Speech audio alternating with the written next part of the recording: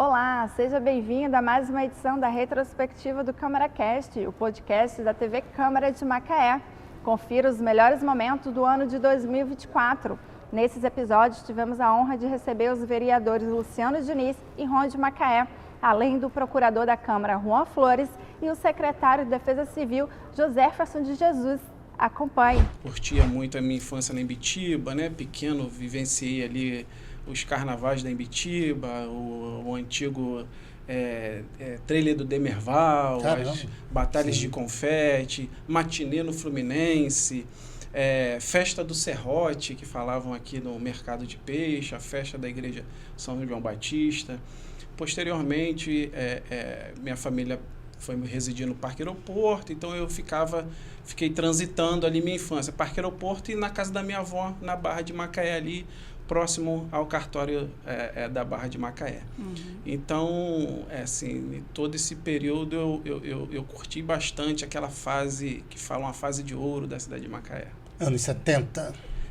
Eu sou de 77, então ali entre 80, 86 e 89 eu tive uma boa infância aí na cidade de Macaé. O que tinha de mais legal para fazer naquela época? Praia, né? Imbitiba era o point da cidade. Imbitiba era tudo. Cavaleiros, assim, para quem é daquela época, quem era de Macaé, Cavaleiros era assim distante, o transporte não era tão fácil para a Praia dos Cavaleiros, né? Mesmo quando criança morando aqui na Imbitiba, para ir à Praia dos Cavaleiros ali não tínhamos tantos atrativos como hoje. Uhum. Mas a Imbitiba era o foco. Então a Imbitiba ali era tudo que acontecia em Macaé se dava na Imbitiba, na Praia da Imbitiba. Então, já complementando aqui, e o Juan Procurador? Surgiu como? Então, essa é uma história até que eu gosto de contar, né? Porque eu fui para o mundo do direito nunca foi aquele sonho de infância, né? Então, na época, minha irmã já estava mais enganjada a fazer faculdade, né? Então ela foi fazer um vestibular na cidade de Campos, que início dos anos 2000, né? Final da 90 para 2000, não tínhamos faculdade em Macaé. Então fui acompanhar a minha irmã fazer um vestibular em Campos. Fiz vestibular para Direito, passamos. Na época, a antiga Faculdade Castelo Branco, que tinha na cidade de Campos dos Goitacazes, e começamos a fazer a faculdade. Logo nos primeiros períodos, a minha irmã, não é o meu caminho, não gosto disso, foi para psicologia e eu me apaixonei. E você continuou? Naquele período da história do direito, eu sempre gostei muito, né? Da história do direito, as ramificações do direito, que são ali primeiro, segundo, terceiro período da faculdade. Ali eu me apaixonei, ali eu não quis largar o direito de forma alguma. E fui aos trancos e barrancos, né? Todos os dias indo para Campos, trabalhava o dia inteiro, pegava um ônibus da prefeitura, né? Das associações que tinham, e concluí minha faculdade com 2 anos de atraso, né? Porque tive que trancar 2 períodos, foi um período que meu pai faleceu, outro devido a dificuldades financeiras tive que trancar, então concluí minha faculdade em 2006, né? Então, assim, porém, mesmo independente do vínculo com o direito, né, meu pai sempre foi muito enganjado, sempre gostou de política, sempre foi cabo eleitoral. Eu costumo falar que com a evolução do direito eleitoral, da justiça e tudo, não se fala muito mais na festa da democracia, porque antigamente a população era mais focada na festa da democracia, como que aquele dia da eleição fosse uma festa para churrasco, shows, né? Eram comícios, e essa maturidade, eu vejo que é uma maturidade da sociedade, isso veio evoluindo. Então, naquela época, eu acompanhava meu pai, né? Nos comícios, nas carreatas, né? Campanhas lá da época de seu Silvio Lopes, de Carlos Emir, então todas aquelas campanhas que meu pai participava, inclusive chegou a ser candidato a vereador num determinado partido, né? Que foi convidado naquele período. E foi candidato de fato? Foi candidato, teve poucos votos, né? pouca expressão, mas é porque ele gostava, ele amava política, sempre gostava. Né? Me lembro até de um certo momento, quando o Brizola veio em Macaé, ele desceu no aeroporto, nós já morávamos no Parque Aeroporto, e eu vi meu pai emocionado ali, admirando o Leonel Brizola. E aquilo sempre me despertou essa curiosidade pela política, né? Pela coisa pública. Né? Minha infância, como eu falei, né? Aqui na Ibitiba, circulava pelo calçadão a Câmara Antiga ali, tinha aqueles debates, ficavam aqueles grupos políticos ali ao redor, onde é o Centro Cultural do Legislativo, ali debatendo política. Um pouco antes, não era Rui Barbosa, agora é o calçadão, tinha o bar do Zé Mengão. Então os grupos políticos rodeavam ali, eu sempre pequenininho, às vezes passava com meu pai, eu achava aquilo, as pessoas discutindo as coisas da cidade, do você coletivo. achava o máximo. Eu sempre achei aquilo o máximo, né? Mas eram dois caminhos, ou você viraria político, Sim. ou você seguiria a tua carreira estudando. Né? Aí vinha me formar em 2006, né? Logo, nesse período final de formação, fiz estágio na Procuradoria do município, né? Aqui. Eu agradeço muito aos procuradores à época, que foram muito receptivos, me abraçaram ali eu aprendi muito. Né? A doutora Bia, inclusive, que hoje é subprocuradora do município, ela é procuradora de carreira, e, inclusive tem até um fato interessante, quando eu cheguei para estagiar na procuradoria, a doutora Bia me olhou e falou assim: menino, você é filho de fulano de tal? Falou o nome do meu pai. Eu falei: sou. Você é a cara do seu pai, e vou te falar uma coisa.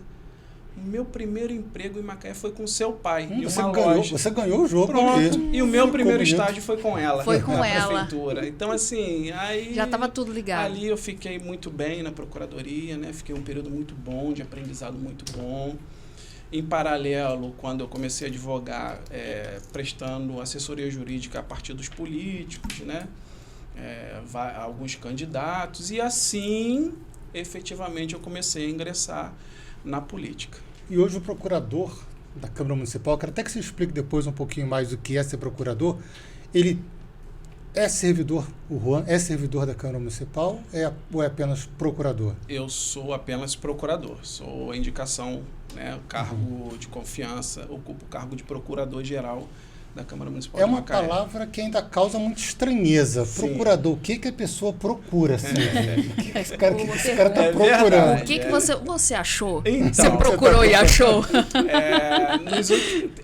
Eu acho que, salvo engano, umas 2 semanas atrás, a filha de uma servidora, né, que presta apoio lá na Procuradoria, ela esteve lá e leu na porta: Procuradoria. Ela falou assim: mamãe, por que você fica aqui? Aqui é o lugar onde todos vêm procurar alguma coisa. Aí, tá vendo? Aí eu pensei Mas assim... é natural pensar isso. Não deixa de estar certo. Por quê? Todas as dúvidas de aplicação jurídica que existem dentro da Câmara, se qualquer setor da Câmara tem dúvida referente à aplicação de um texto de lei, como que a Câmara vai aplicar aquilo, se a Câmara vai obedecer aquela norma ou não, quem decide é a Procuradoria-Geral. Isso no âmbito interno. Né? Então, até brinquei, toda dúvida vem para cá, todo mundo vem procurar uma resposta, por isso que aqui é a Procuradoria. Qualquer coisa me procura. Qualquer coisa me procura. Mas também tem uma ação externa, né? Isso. Então, o setor da Procuradoria, assim como também no Executivo, né, do Legislativo, ele atua nas questões internas administrativas e as questões judiciais, que é a representação judicial da Câmara, né? Então, são divididos em 2 setores, duas frentes de trabalho da Procuradoria. São as representações judiciais, a qual a Câmara necessita participar, e as questões administrativas, que são todos os processos administrativos, inclusive legislativos, no âmbito da Câmara Municipal de Macaé. Sim. E onde eu ia chegar também, o que é a Câmara Municipal de Macaé? A Câmara Municipal de Macaé, a título de fanatismo, né? Eu sou fã, né, do Legislativo, eu gosto, é um órgão muito importante no município, né? Até em uma entrevista há pouco tempo eu comentei que muito me orgulhou em ver a Câmara Municipal de Macaé atuar num período muito triste nacionalmente, que foi no período da pandemia, né? Quando chegavam projetos de leis ali que visavam dar auxílio à população naquele momento ruim, e ver a Câmara Municipal se reunindo de forma remota, semipresencial, debatendo, buscando melhor solução de como aplicar o recurso do Executivo, aquilo me deu muito orgulho. Então, a Câmara Municipal é um espaço fiscalizador e, como eu também costumo dizer, né, com a evolução do tempo, a Câmara virou um braço importante do Poder Executivo, né? Porque na execução, se você não tiver um Poder Legislativo ali atento, buscando soluções e não problemas, eu acho que você melhora muito a atuação do Poder Executivo, que é a execução dos serviços, que é o fornecimento dos serviços e atividades para a população. Que as pessoas falam que a Câmara Municipal é um poder. Sim. O que é esse poder? Como é que a gente pode explicar isso? Então, porque é um poder, né?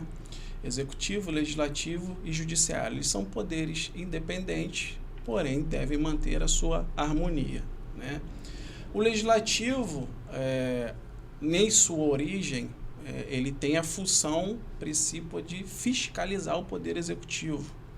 Como eu disse logo anteriormente, essa função ela vem se extrapolando naturalmente com a evolução da administração pública, né? Como? Mas o legislativo ele não tem essa atribuição de ir lá e fazer. Como eu disse, ele realmente não tem essa atribuição de ir lá e fazer, mas auxiliar na execução de serviços, dizendo a melhor forma, fiscalizando a melhor aplicação nessa obra, nesse sentido, e esse diálogo com o executivo do legislativo é muito importante. Não somente fiscalizar no intuito de buscar problemas, apontar problemas, mas sim também de buscar e apontar soluções, né? Então esse é o poder legislativo que eu vejo. E como o procurador interpreta e aplica a legislação local e federal relacionada à atividade da Câmara? Então, normalmente você busca obedecer a hierarquia das leis, né? Então, norma geral, o que não está na lei não é aplicável, correto? Então, quase que todas as questões que envolvem legislações de atribuição municipal, elas têm regramento no nosso município. Porém, algumas questões que não são de responsabilidade do município em legislar, o que você deve acompanhar é o que fala a Constituição Federal, né? Então, a aplicação da Constituição Federal, ela prevalece especialmente quando a legislação local não fala sobre esse determinado tema ou é de competência exclusiva da União legislar sobre esse tema, né? Tem alguns momentos em que o vereador quer ultrapassar o seu limite, não o vereador especificamente a pessoa, mas eu digo o gabinete ou o grupo político dele que o acompanha, e ele quer dar um passo além. A legislação federal diz que o limite é 10, ele quer ir a 11. Bruno, vários. Vários. Inclusive, esse tema ele está para ser discutido, né? Nós buscamos... quando eu ingressei na Procuradoria, né? Fui me inteirar um pouco do regimento interno, das legislações locais, e verifiquei que tinham muitas legislações locais esparsas. Muitas alterações que tinham sido feitas e o regimento interno não tinha sido compilado ainda. Então, logo no primeiro ano, eu conversei com o presidente, né, fiz uma recomendação para o presidente, e o presidente da Câmara, ele acatou, formou uma comissão para compilar o regimento interno. Então, nós tínhamos várias alterações no regimento interno e na lei orgânica que não estavam compiladas, estavam esparsas. Então, os próprios órgãos ficavam batendo, assim, buscando aonde aquela informação se encontrava. Então, hoje, se for buscar no site da Câmara Municipal de Macaé, tanto a lei orgânica como o regimento interno já estão atualizados até a última a alteração, salvo engano, a última emenda foi em 2022, né? Quanto a essa... Agora, nesse último ano, após também várias demandas que passam na Procuradoria, verificamos que a lei orgânica também precisa de atualização referente às alterações que foram feitas na Constituição. Não somente as mudanças do regimento. Não tem uma mudança automática. Mudou Não. a Constituição, mudou a lei orgânica. Existem normas, Bruno, que não são de reprodução obrigatória, né? Altera a Constituição, mas necessariamente o município não é obrigado a seguir aquela norma, né? Porém, o Ministério Público, que conversa muito bem com a Câmara Municipal hoje, os órgãos de controle, eles vêm buscando uma melhor forma de adequar. Né? Se você não tem essa obrigação de seguir aquela, mas pelo menos que você fique próximo, se adeque àquilo. Então essa comissão está fazendo isso, está fazendo um levantamento, começou agora em fevereiro de 2024, está fazendo um levantamento para buscar todas as alterações que foram realizadas na Constituição e que precisam ser alteradas na Lei Orgânica Municipal. Perfeito. E como que a Câmara Municipal assegura a transparência de suas operações? Então, é um setor bem administrativo, né? Mas muitas coisas passam pela Procuradoria. Nós temos o portal da transparência, né? Todos os atos, eles são publicados tanto no portal da transparência como no site da Câmara ali, por matérias, enfim. Temos o Sistema de Apoio Legislativo, que é o chamado SAPL. Ele é público, inclusive. Que qualquer um pode consultar. Eu quero verificar a tramitação do projeto de lei sobre X assunto que está na Câmara. Lá ele vai consultar, vai ingressar, vai consultar, vai ver quais as comissões deram parecer, vai verificar se já foi votado, se não foi votado, quando vai ser votado. Então, a transparência da Câmara está voltada pelo portal da transparência, que é uma obrigatoriedade, né? E pelo Sistema de Apoio Legislativo. Esse sistema é recente. É recente. Não me recordo exatamente o ano que foi implantado, né? Mas ele é recente, ele é fornecido pelo governo federal e ele trouxe muita transparência no processo legislativo, né? Porque existia, eu via muito isso no corredor, né? Porque o parecer foi feito nas coxas, porque nas coxas não é que foi mal feito, é porque às vezes naquele momento da correria pressa. É igual a história da telha, né? Que a telha foi... Ali na correria fazia na mão o parecer para juntar no processo. Então, hoje, tem todo um sistema para poder juntar. As comissões fazem a juntada de forma eletrônica. O relator faz ali, apresenta o relatório, o seu parecer, e os demais, o presidente e o suplente, os demais componentes da comissão, eles apresentam o seu voto, tudo de forma eletrônica. E a Procuradoria organiza um pouco isso também? Passa tudo pela Procuradoria? Sim. Esses pareceres? Não necessariamente, né? A própria Secretaria de Assuntos Legislativos da Câmara, ela tem um setor jurídico que, caso determinada comissão permanente ela tenha dúvida referente àquele parecer, ela pode pedir um apoio a esse setor jurídico da Secretaria de Assuntos Legislativos, que, por sua vez, acaba respingando, acaba passando também muitas demandas pela Procuradoria, né? Até para fazer uma compilação de pensamentos ali, para como isso vai tramitar. Porém, toda a tramitação, quando que vai para a pauta, o que vai ser feito, isso é com a Secretaria de Assuntos Legislativos. Tem presidente também, né? Ele decide um pouco a ordem das votações. E existe algum tipo de combinação entre a Procuradoria e o presidente, ou isso exclusivamente do presidente para colocar em votação? Então, o presidente ele tem a prerrogativa dele de fazer a pauta, né? Então, a pauta ela é decidida pelo presidente, né? Então, toda a pré-pauta, que eu costumo falar, ela é elaborada pela Secretaria de Assuntos Legislativos, ela encaminha para a mesa diretora e a mesa diretora vai ali, através do presidente, dizer qual matéria que vai ingressar na pauta naquele dia de sessão ordinária.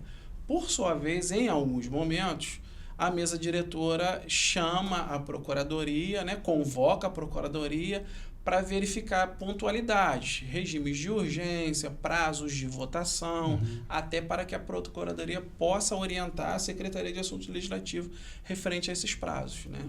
Entendi. E as questões emergentes ou polêmicas? Como que o procurador aborda? Você ia perguntar? Porque deve rolar algum... eu quero saber. Voto meu projeto, não voto meu projeto. Como que é? Conta pra gente. Então, lá é uma casa política, né? A Casa das Leis é uma casa política. Então, esses debates, eles são comuns, normais, válidos, saudáveis. Sobra né? Um pouco para o procurador? Pouco ou bastante? É isso que eu ia perguntar. Bastante. Fala pra gente. Assim, eu tenho um perfil de não me eximir das responsabilidades, né? Já é um perfil meu. Até questões administrativas, o nosso grande amigo Maurício, que é um diretor, nós compartilhamos muitas decisões administrativas. A própria diretora de assuntos legislativos, a Roberta, nós compartilhamos muitas decisões referente à pauta. Não que seja uma atribuição exclusiva da Procuradoria, né? Mas por esse perfil de ter responsabilidade, de buscar responsabilidade, de querer ajudar, essas questões sobram para o procurador, sim, bastante. E aí tem que dizer não, às vezes, para um dono de mandato? A maioria das vezes é não. Então, ou o quê? Costumam dizer que eu sou um procurador diferenciado, né? Eu vou ser um procurador diferente, porque eu estou mais... Eu gosto de estar presente. Minha sala é porta aberta, chegou, se eu não tiver em outro atendimento, eu vou atender. E sempre busco a melhor forma de dizer o sim. Sempre busco, desde que isso não interfira negativamente em normas, né? Desde que eu não esteja interferido, ultrapassando limites de normas, eu vou sempre buscar dar parecer favorável, dentro dos meus limites, é claro. Tem um outro órgão que a gente ainda não citou, mas assim, trouxe e você mencionou. O Ministério Público, ele tem algumas ações que dizem respeito à Câmara Municipal. Sim. E como é que é essa relação com é um procurador do Ministério Público? É Sim. isso? Lá tem um procurador também. São procuradores, né? O Ministério Público, ele tem lá dentro da sua esfera, ele tem as suas atribuições. Então, tem um procurador de tutela coletiva, tem um procurador que é mais voltado às questões da criança e adolescente, tem os procuradores que são da área civil, enfim. Nós lá temos um maior contato com a Procuradoria de Tutela Coletiva, né? Que são as ações que envolvem as normas municipais e que, por sua vez, tramitam na Câmara. Então, o maior diálogo da Câmara Municipal é com a tutela coletiva. Não dizendo aqui que acaba não dialogando com os outros setores, até porque a Câmara, né, na gestão do atual presidente, ela resgatou algumas ações que são importantes, né? Cito uma delas, as frentes parlamentares, que são ações importantíssimas, Bruno, importantíssimas para a sociedade. O que são essas frentes parlamentares? Que eu ajudei a elaborar, inclusive, essa alteração no regimento. É uma reunião ali, um grupo de vereadores buscam se reunir e... Né? Aí eu falei, para mim é um desafio, eu já fui vice-líder de governos anteriores, não precisamos citar nomes, né? Aí a liderança é quando você confia, né, que a pessoa vá fazer o papel de explicar os projetos de lei do governo e as defesas do governo, né? E também acatar as sugestões para o governo, né? Porque tem que ter um bom ouvido. E você tem que ter também conhecimento diverso para você passar por todas aquelas matérias. Então, vou te dar um exemplo. O que facilitou muito, Bruno? Pouca gente acreditava na vitória de Welbert, né? Ganhou com 20 3%. Foi uma eleição bastante disputada. Eu coordenei, junto com o Glauro, a confecção do plano de governo que o elegeu. Sim. Por ser engenheiro e ter muitos arquitetos, engenheiros ligados a mim, por ter uma veia do saneamento, né? Eu gosto dessa área de esgoto, dessa área de água, essa área também de drenagem de chuva, é uma coisa específica, né? Não é qualquer pessoa que gosta disso. Porque gostar é muito específico. Então a gente juntou um corpo técnico de umas 40 pessoas, Bruno, para montar e escrever o plano de governo de Welbert. Na educação, no desenvolvimento, a Samanta, na saúde foi a doutora Adelma Henrique, que hoje está no Hemocentro, e o Alexandre, dentista, e a Luciene Aguiar, enfermeira, que está em Brasília, lá, 4º escalão lá abaixo da ministra de Saúde. Então a gente juntou essas cabeças que a gente entendia, Macaé. A Leandra fez junto com o Guto da Educação, que entendia da problemática e da nossa necessidade. Por conta disso, de ter centenas de vezes feito o filtro da nossa necessidade, óbvio que essa clareza ela veio desses 3 mandatos de vereador, porque eu sei o que acontece na Virgem Santa, eu sei o que precisa em Córrego da Pedra, eu sei o que precisa em Taparia, que é Terrado do Imburo, na Matinha, na Fronteira, na Piracema, na Águas Maravilhosas, eu sei.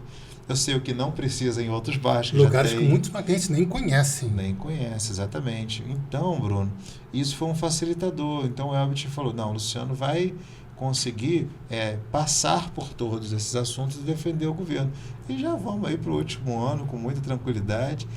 Eu acho também que é muito acreditada a minha personalidade, essa coisa da gente tentar convergir com serenidade ou divergir na serenidade. Porque, Bruno, você percebe no parlamento, tá tudo bem você pensar diferente de mim. A gente vai para o voto, vai perder ou vai ganhar, concorda? Acabou. Sim. Dali, nós vamos tomar um café, vamos conversar e tá tudo bem. Acho que eles entenderam, e a vereadora Isa também entenderam, que ali a gente é um plenário para a gente ficar com a liberdade de convergir ou divergir, e tá tudo bem. Então acho que isso ajudou muito, esse papel meu de conciliador, né? Principalmente nesse fla-flu que a gente viveu ano retrasado, né? De Lula e Bolsonaro. A gente ajudou muito a gente a se definir ali e vamos estabelecer uma relação. Macaé a gente está junto. O resto é todo mundo, cada um segue seu rumo. Você considera que essa boa conversa, essa boa arrumação tem produzido realmente muito em favor da cidade? Muito. Se a gente pegar o carro e for para algumas cidades aqui próximas, por exemplo, Campos, né, tá uma situação política dentro do plenário muito complicada, entendeu? Mas aqui, o Welbert, ele não tinha maioria. Ele tinha uma oposição. Mas o facilitador, eu acho que é o fato dele ter sido vereador, Bruno, e deputado. Saber conversar. Saber conversar.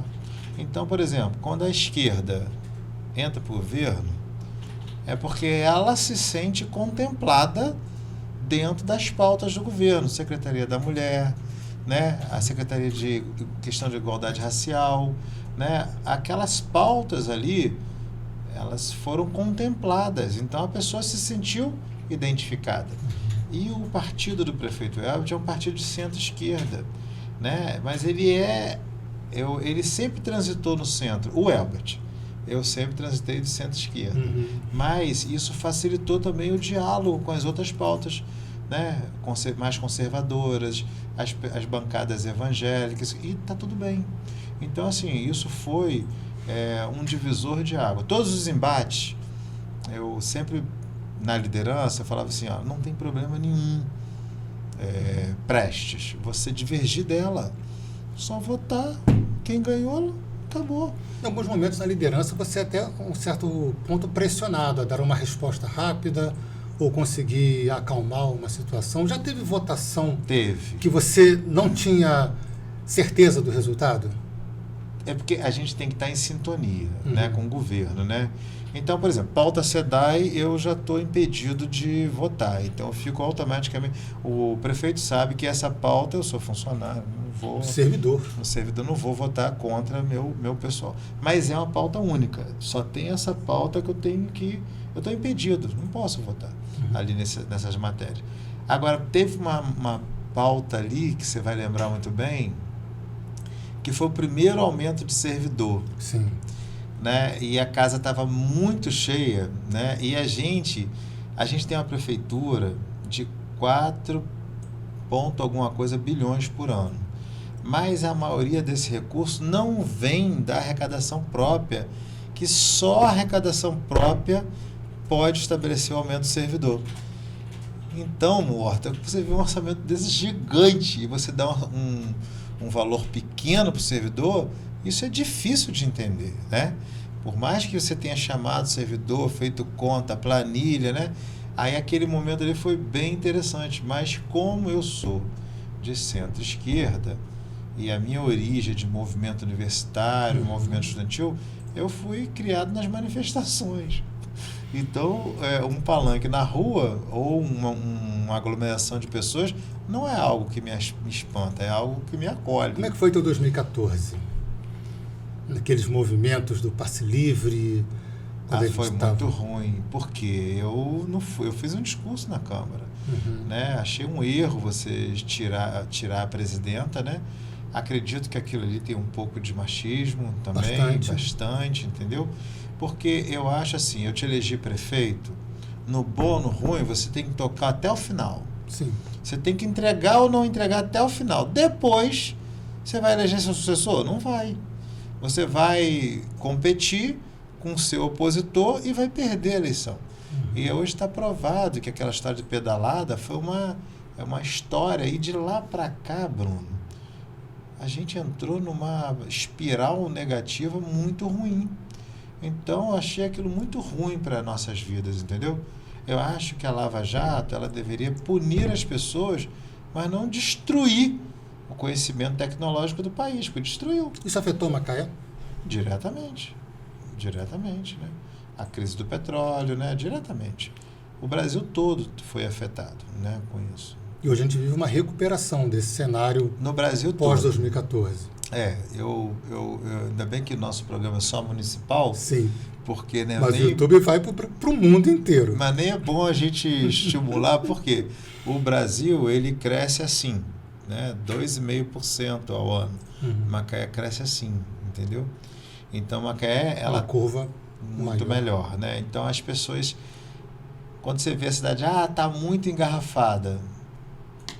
Por que as pessoas estão vindo para cá? Porque estão trabalhando aqui, estão produzindo aqui, estão consumindo aqui.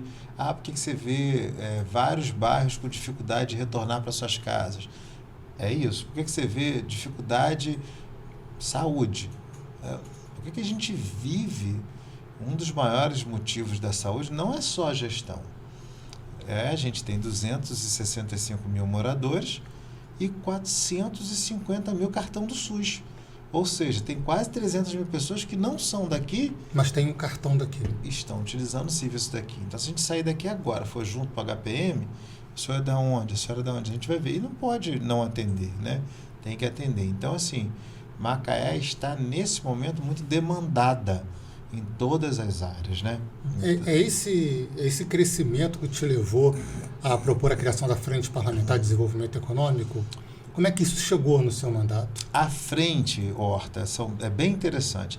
Nós temos aquelas comissões permanentes, né? Você conhece? Sim. São, acho que 16, se não me engano. O número exato eu não vou decorar. Eu estou na presidência da obra e estou no desenvolvimento econômico. Mas, por exemplo, quando você tem um problema grave, você tem aqui o problema do PCD e do autismo. Então, quando você tem um problema acentuado que não dá para resolver naquele contexto das comissões permanentes, você cria uma frente. Isso é uma analogia dos deputados estaduais e dos deputados federais. Essa frente, por exemplo, do autismo, da frente de parlamentar PCD, presidente Cezinha, vereadora Isa, Reginaldo e eu, ela está há 3 anos, ela foi para a gente encarar de frente a questão da falta de política pública para as famílias que dependem do serviço público. Porque para as famílias que têm um plano de saúde, está tudo relativamente bem. Ela pode ter uma dificuldade, porque estão reclamando agora, inclusive, uma psicomotricidade, uma terapia, pode não ter psicólogo, a questão de fonoaudióloga, isso está mais ou menos resolvido. Mas para as crianças do público, ali estava uma dependência muito grande. Então, a gente avançou 70%. Falta 30%. Então, essa é a frente do autismo. A frente da bike, Macaé tem 28 quilômetros de ciclovias projetadas. Será que é a maior do interior do estado? Não, a maior é Niterói. Niterói está anos-luz na frente de qualquer cidade. Sim. Por que Macaé tem essa viabilidade de ciclovia? Lagomar ou Parque de Tubo? Porque é plana. Sim. Então, a gente tem pouquíssimos Parque Valentina Miranda, pontos altos assim. Então, o prefeito, vamos recuperar, a gente recuperou as ciclovias, com a pintura, acendeu, né? Agora, por exemplo, vai começar a obra de Praia Campista até a Praia do Pecado, para recuperar toda aquela ciclovia, que já é bem antiga, aquela uma das primeiras, né? E é um litoral lindo ali. Também. Exatamente. Bonito demais. E as placas horizontais e verticais. A mobilidade, parabéns a Jaime aí, colocou.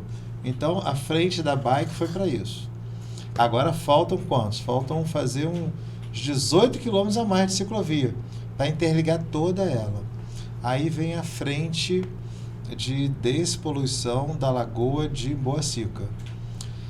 Essa lagoa eu tomava banho. Você tomou banho na lagoa? Sim, eu cheguei aqui em 2000. Usou ali? Usei ali, depois ela passou por um período bem ruim. Né, pior do que está? Do que está, sim. Eu vi aquela lagoa seca, inclusive. Você pegou aquela estação do Mutum, ali ou antes? Funcionando. Funcionando? Aquela estação divisor de água, tá? Que ali ajudou muito a você reduzir o esgoto. A gente criou a frente, aí eu, vereadora Isa, Cezinha, Tico e Rafael Amorim, né? Eu estou presidindo ela.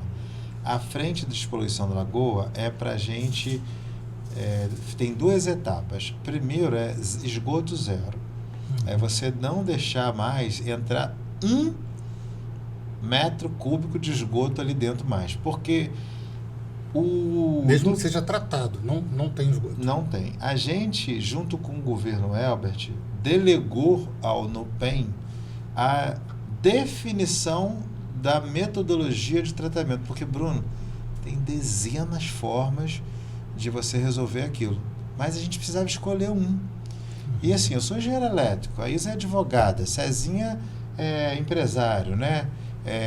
Rafael Amorim é nosso representante da política animal, e Tico é um homem do campo. Então a gente ficou ali, temos que delegar, ou a gente contratava algum estudo para fazer, ou delegava.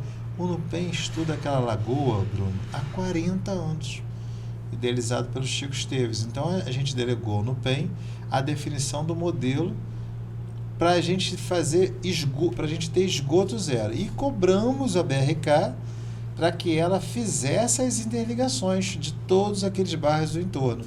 Moral da história, né? Não sei se tem como passar alguma coisa. YouTube não, né? Vai estar no YouTube, mas a edição nossa, ela leva um tempinho a mais. A gente não consegue colocar foto, né? Não desta forma. Tá, então... Mas podemos pensar até numa próxima. Tá. E a gente trabalhar isso. Então, por exemplo, Praia do Pecado, 99% de esgoto ligado, 1% não ligado. Mirante da Lagoa, 94% de esgoto ligado, 6% não ligado. Bairro da Glória, 92% só ligado, 8% não ligado. Então, a gente vai zerar esses poucos percentuais e vai ficar um canalzinho dos 7 que alimenta a lagoa, chamado Mulambo. Fica ali perto do Beco das Artes, não é aquele na beira, não. Sim. Da Anfilófila Trindade. É um lá dentro. Eu nem conheço ali. Mulambo. Esse é o maior poluente, porque tem muita ligação clandestina que vai nele. E o NUPEM já pesquisou, o INEA já coleta dados ali semestralmente para levantar a vulnerabilidade. Aí a gente agora definiu com o prefeito, o NUPEM, o INEA, a Secretaria de Meio Ambiente, a intervenção, que é um jardim filtrante. É um método que você consegue, através de um processo de jardim compactado numa área grande, você bota a entrada do esgoto ali e já sai, depois, vamos supor assim, depois de 900 metros quadrados de plantação, ele já sai do lado de lá totalmente tratado. Naturalmente. E aquela matéria orgânica de esgoto residencial, nós estamos falando da industrial. O industrial é pesado É demais. outra história. Aí aquilo se transforma em matéria orgânica para o crescimento da vegetação ali. E são vegetações propícias para esse tipo de coisa. Aí depois, de tempo em tempo, você vai podando e aquela matéria orgânica vai se transformando no caule de uma bananeira, no caule de uma flor, no caule de um mato, de uma taboa, né? Isso é muito bacana, isso é muito legal. E aí esses percentuais pequenos zeram.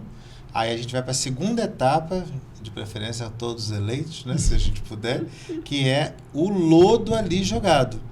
Quando você pisa na lagoa, você sente um afundamento ali. Aquilo é uma mistura de tudo, fezes inclusive. Aí aquele lodo que a gente vai pensar em tratar. Uma das sugestões dadas é ir nos momentos de abertura, em que fica aqueles vários bolsões ali, a gente fazer um recolhimento daquele lodo. Com máquinas mesmo? Com máquinas, sem suspensão. Porque se a gente faz com água, aí a gente suspende aquela matéria orgânica toda, aí acaba de matar tudo que tem que matar. Agora, se a gente tira no seco, aí quando a água vai chegando, aquilo não vai ficar em suspensão, vai ficar baixinho ali. E por último, por penúltimo, a frente de criação do plano de gerenciamento costeiro. Isso é uma determinação do governo federal para que a gente consiga ter... O que eu posso fazer na Imbitiba? Na Imbitiba vai ter o atracadouro, o porto da Petrobras, tem o pessoal lá, os anormais que nadam de manhã, e tem a intenção do governo de fazer no último mole um atracadouro turístico para 150 passageiros, embarcação de 150. Isso já gerou uma polêmica, inclusive. Tem uma polêmica, mas assim, vai ser todo mundo ouvido. Sempre, nada vai no rodo compressor. O governo Elbit, e assim funciona comigo, talvez senão não estaria na liderança. Sim. A gente precisa ouvir todo mundo, né? O prefeito, na hora que estiver pensando no projeto e tal, vai chamar moradores, todo mundo para ouvir. Então, o que eu posso fazer na Praia Campista? Eu posso cobrar para botar barraca na Praia dos Cavaleiros? Então, o gerenciamento costeiro é isso. É você definir o uso da sua área costeira. Isso é uma frente. Cezinha, o Marlon que criou, Michel, né? E mais uns 8 vereadores, que ali tem muita gente, a Rôndia, do filho de pescador, Alain, filho de pescador. Então, todos que têm uma relação com pescador, entrou ali. E, por último, agora a frente de desenvolvimento econômico e cultural do centro de Macaé. É específico do centro. É específico, porque se a gente... São que horas? Agora, estamos gravando, são 8 horas e 10 minutos. Se a gente for agora para o centro, você vai ver que tem muita área deserta, você tem muitas casas desabitadas, você tem muitos prédios desabitados. Então, por exemplo, Eduardo Paes acaba sendo uma referência para a gente, né? Boa. Então, Eduardo Paes, não estou dizendo que tem que fazer isso aqui, ele criou a Rua da Cerveja, no meio do Rio de Janeiro. A Rua da Carioca, antiga Carioca. Aquilo bombou, tá legal. Então, ele voltou a gerar possibilidade numa área que não é habitada, das pessoas fazerem um barulhinho até meia-noite, de happy hour, sai dali, já utiliza aquilo ali como área de lazer. Então, botou alguns restaurantes específicos para quem quer jantar. Então, a nossa ideia é revitalizar culturalmente e habitacionalmente, entendeu?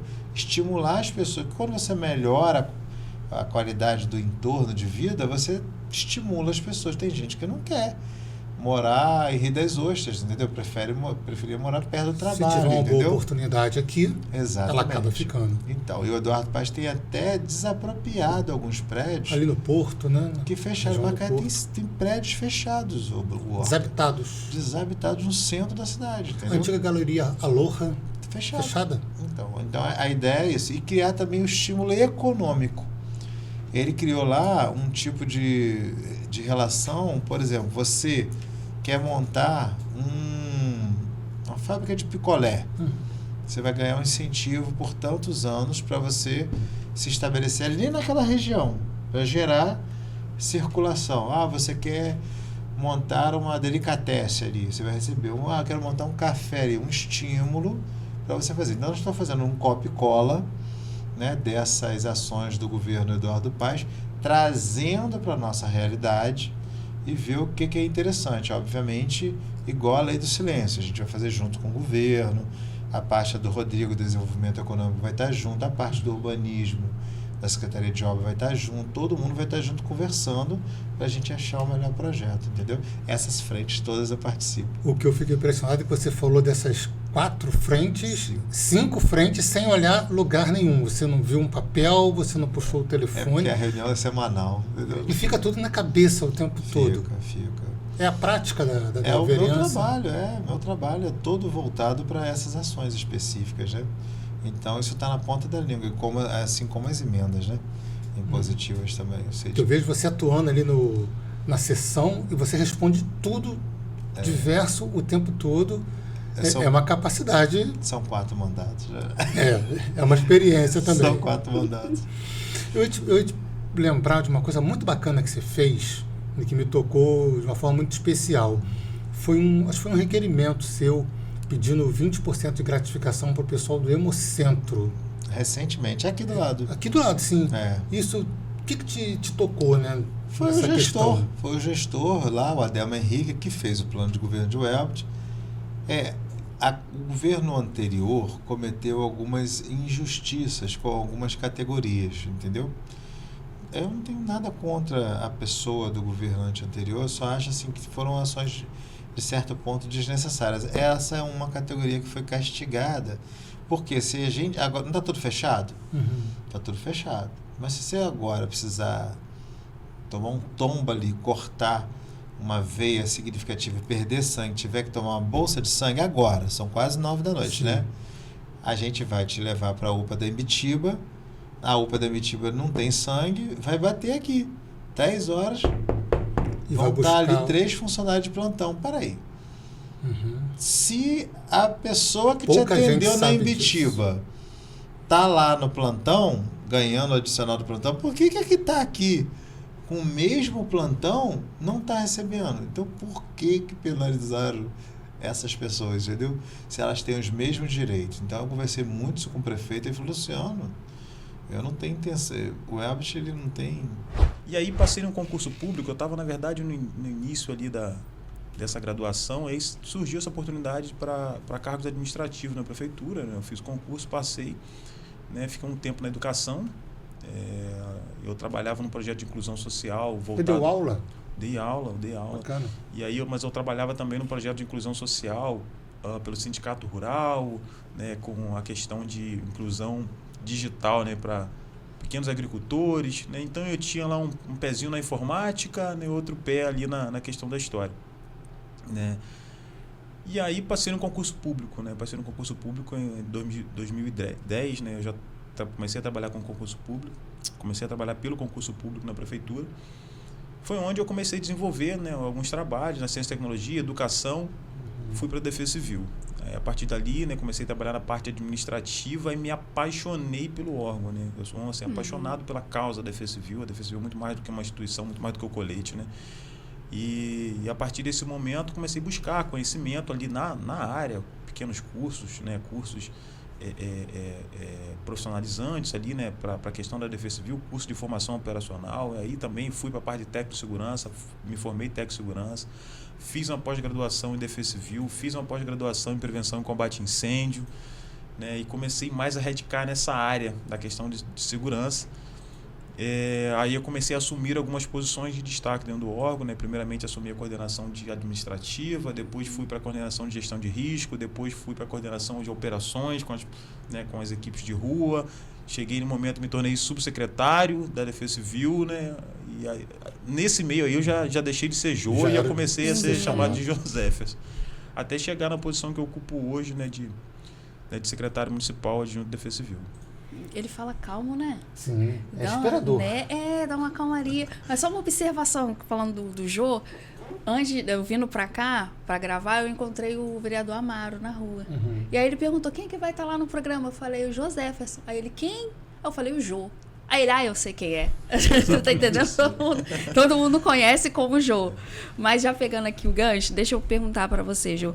É o que é a Defesa Civil de Macaé e qual é a diferença dela para a estadual?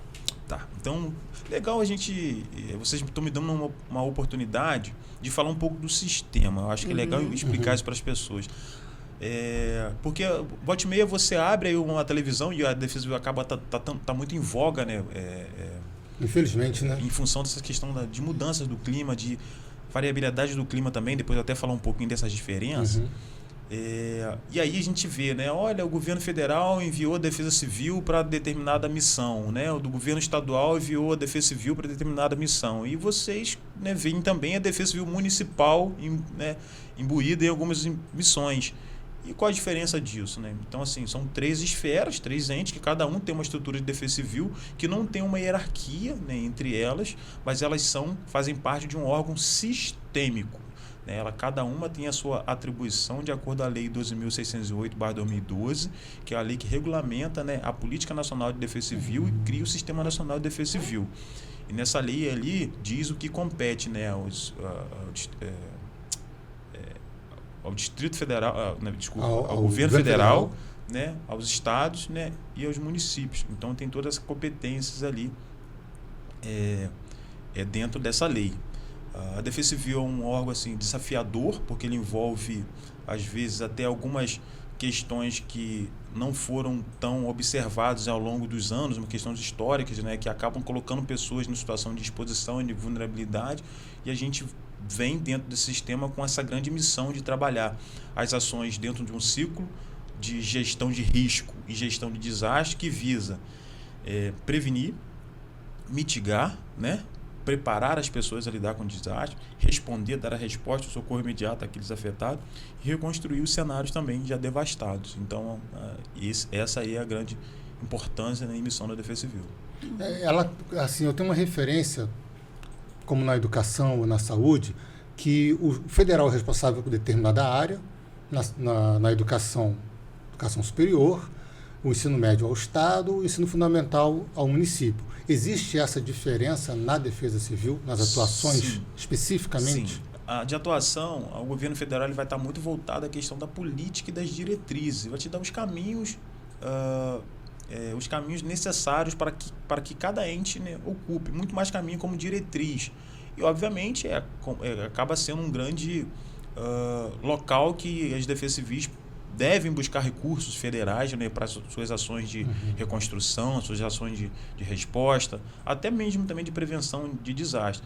Mas ele está muito mais ligado no dia a dia, fora em calamidade, né, como um órgão que vai muito mais gerir as políticas, né, e gerir as diretrizes. Numa situação de calamidade, é o órgão que de fato vai chegar com recurso financeiro, né, para poder fazer com que a cidade afetada ela possa ter onde buscar, né, uma demanda ali, né, para responder e para levantar ali o moral, né, da população que foi afetada. Já o Estado ele está muito mais ligado na política regional, né, voltado também ajuda diretamente a fazer os mapeamentos de maneira regional, integração entre os municípios, né, porque nem sempre um desastre ele afeta somente um município, então ele pode ser regionalizado.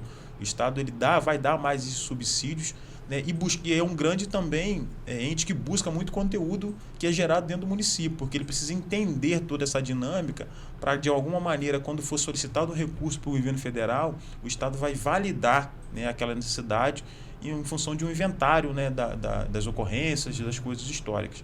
O município é a frente que está diretamente atuando com a população, então tudo que acontece, desastre, acontece dentro do município.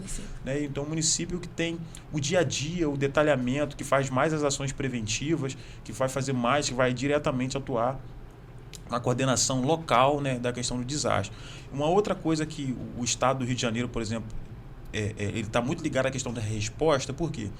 Porque o socorro, né, provavelmente dito, ele está dentro da gestão de defesa civil, ele está muito relacionado também à figura do Corpo de Bombeiro Militar.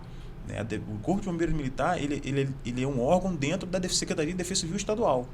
Né? Não sabia. Então, assim, a ação de resposta, né, do socorro, né, de tirar o afetado, né, a vítima dentro de uma estrutura colapsada, né, ele vai estar ligado ali ao Corpo de Bombeiro, né, e geralmente, né, na verdade, acho que é quase de regra em toda a federação, digamos assim, o Corpo de Bombeiro está ligado aí à Secretaria de Defesa Civil. Você falou das mudanças climáticas e a gente, aqui olhando para o nosso território, para Macaé, a gente não pode fugir do evento drástico que aconteceu há pouco tempo na fronteira. Queria que você pensasse um pouco junto com a gente para a gente entender o que tem ligado entre esses problemas nossos climáticos, as mudanças climáticas que afetam o mundo inteiro e como ela chega na ponta aqui, chega na nossa fronteira e causa todo esse problema, toda essa destruição. Trouxesse um link desses dois assuntos. Então, vamos fazer um link importante que eu acho que é legal para o nosso público aí, né, quem vai estar nos assistindo entender. A gente entende, eu particularmente entendo, hoje eu tenho um trabalho também assim, acadêmico voltado ao mestrado, né, voltado à questão de defesa civil, segurança civil, e aí a gente estuda e trabalha muito nessa linha de duas ações assim, potenciais que têm causado essas anomalias, né? Uma é o caminho da variabilidade climática e o outro é da mudança climática. Qual a diferença disso? O mundo, né, desde que a gente entende ele como mundo, ele está em constante transformação, né? Então, Bruno, é legal que você é da história, eu também, né, tenho meu pezinho lá da história, a gente já sabe, já ouviu falar, já aprendeu lá no ensino fundamental e médio sobre a Pangeia, lembra? Né? Um único continente que foi, né, separando. E, ou seja, o mundo que nós conhecemos hoje, ele está em constante transformação. E essa constante transformação faz com que nós temos ciclos mais quentes, ciclos mais frios, ciclos menos chuvosos, ciclos mais chuvosos, naturais. Isso é a variabilidade do clima, né? Mas nós temos elementos causados pelo homem, algumas que têm acelerado esses ciclos, né? Emissão, por exemplo, de carbono, né? A gente teve aí um período que tinha muita emissão de CFC, que era o clorocarboneto, né? Que eram os sprays, né? Que eram os sprays aerosóis que faziam um dano ali à camada de ozônio. Ou seja, eu estou dando exemplos de coisas que a gente faz como ser humano que acaba degradando de alguma maneira, né, o meio ambiente. E essa degradação do meio ambiente, ela só vai acelerar nesse processo de mudança do clima. Então, nós temos a variabilidade, que é uma questão natural do clima, são ciclos que a gente passa, e a mudança do clima. E agora, trazendo para um recorte da fronteira, né, que foi a pergunta que você, né, me fez. E o que isso tem a ver com a fronteira? Então, a gente pode dizer que mudanças de cenários naturais seria a ocupação, né, de áreas, né, que já são áreas, né, de região do próprio mar. Ali já era uma área de praia, né? Uma área de difícil aceitação de uma ocupação. Então, de repente, essa é uma intervenção humana que tem ali, né? Onde você, de alguma maneira, diretamente acaba com a vegetação nativa, né? Então, você muda aquela dinâmica local. E também é uma questão natural da variabilidade do clima, que o mar ele vai expandir em algumas áreas, né? Recuar em outras. Então, tem esse movimento natural onde você tem uma área que está habitada, né, vai sofrer esses efeitos. E Macaé tem uma característica de ser serra e mar, né? Nós temos aqui uma foz do rio Macaé, muito próximo da região da fronteira, descida de sedimentos, teve processo de retificação do rio Macaé nos anos 70, que traz mais sedimento, muda a corrente. Então Macaé aí é um arcabouço de situações adversas que hoje acaba provocando cenários assim destruidores, como foi o cenário ali da fronteira. E nesse momento, como que está a situação da fronteira? Nós atendemos de sexta-feira, né? Essa ressaca ela começou na sexta-feira, sexta, sábado e domingo. Nós fizemos ali 80 atendimentos, né, diretamente a famílias, pessoas que a gente precisa realocar. A gente colocou algumas pessoas em abrigo, outras pessoas foram destinadas, escolheram a opção de ir para casa de parentes ou amigos, né? E a gente está, assim, de alguma maneira, trabalhando a evacuação daquela área e demolição daqueles imóveis para que não se ocupem mais esses imóveis, né? Porque a própria dinâmica ali, como eu falei, a dinâmica do mar ali tem mostrado para o próprio morador que antes essa corrente ela pegava da travessa 1 à travessa 6. Em outro momento, ela pegou da travessa 6 à travessa 8. E agora, nesse último evento, ela foi da travessa 8 à travessa 12. Expandiu. Então, olha como isso está aumentando, né? Isso está só aumentando o número de pessoas afetadas também. Então, há essa necessidade real de fazer esse movimento de realocação daquelas moradias. Está tendo resistência dos moradores? Sim, né? Há uma resistência, a gente até entende como natural, pelo vínculo com a terra, pelo vínculo com o local, né? Mas se há assim, subsídios, acho que fortes, e que já provam, né, que aquela área realmente, a primeira faixa, ela precisa ser desocupada. Né? O morador tem sentido isso na pele, né? Diretamente todo o ciclo de ressaca. Há uma preocupação porque esse evento sexta-feira foi a primeira ressaca de um ciclo que a gente acredita que vai até agosto. Né? Então, o primeiro evento aí dentro de 3 meses, né, que podem ter eventos similares. Então, há uma preocupação muito grande em torno disso. Mas é bom também ressaltar que a gente também não estava inerte também a essa situação. Né? Nós pegamos num recorte, vamos colocar de 2013 a 2020, um recorte de aproximadamente, né, esse período eu já estava na Defesa Civil, mas não na posição, né, de secretário. Nós pegamos um recorte ali de aproximadamente 10 demolições, né, em 7, 8 anos. Né? Demolição de casas. De casas, né? E a gente, né, a partir de 2021, quando a gente chegou com essa responsabilidade, entendendo todo esse cenário, nós fizemos de 21, né, até 2023, 46 demolições. Né? Isso aí foi um número que conseguimos avançar bem mais, né, daquilo que era praticado ali naquela região e criar vários vácuos, né, de moradias ali, que hoje a gente percebeu o quanto isso foi importante. Se essas casas não tivessem sido retiradas, nós poderíamos ter problemas maiores. E no Lagomar não teve, não chegou numa gravidade dessa? O Lagomar da fronteira? O Lagomar ainda não está nessa realidade porque Lagomar você tem uma orla que ainda não está urbanizado, então você tem um outro processo. Aqui, falar o nome dos fenômenos, né? Acho que é interessante também, sim, né? Com certeza. Por favor. Aqui você tem um fenômeno da ressaca, ele tem o nome de maré de tempestade, que a gente conhece como ressaca, né? Que já é esse avanço ali direto do mar sobre as casas com ondas com muita energia, né? Já o Lagomar, você tem também os efeitos da ressaca geram outro fenômeno, que é a erosão costeira, né?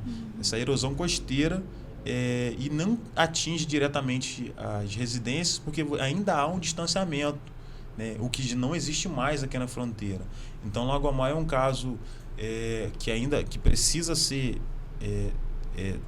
tomar algumas medidas ali para que essas residências não se aproximem, né, da área de arrebentação mesmo, né, da área da areia ali da praia e que se preserve, né, a vegetação nativa ainda já existente, que se preserve a via pública, né, ainda existente. Então, por isso que é um cenário diferente, porque está tendo a erosão costeira que ela está afetando basicamente a via pública, ainda não está urbanizada, mas a gente sabe que tem já projetos do governo de urbanização ali daquela área que vão ajudar muito a conter assim, né, esse avanço.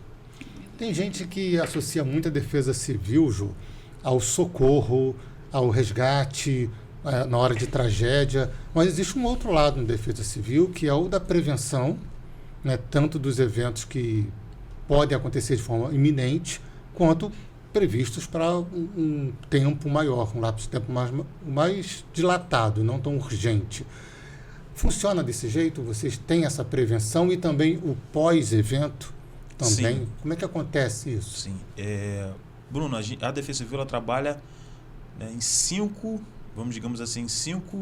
ações prioritárias, né? Que é a ação de prevenção, ação, né, de prevenção de desastre, digamos assim, ação de mitigação, que é a tentativa da diminuição de desastre, ação de preparação, que é a preparação para quando você percebe que nem sempre é possível prevenir, nem sempre é possível diminuir o impacto, você precisa preparar a população a lidar com aquele cenário afetado. Então você tem esses 3 ciclos primários. Depois você tem a ação de resposta, que é onde entra o que você falou, o socorro propriamente dito, e a ação de recuperação, que é o restabelecimento das estruturas afetadas.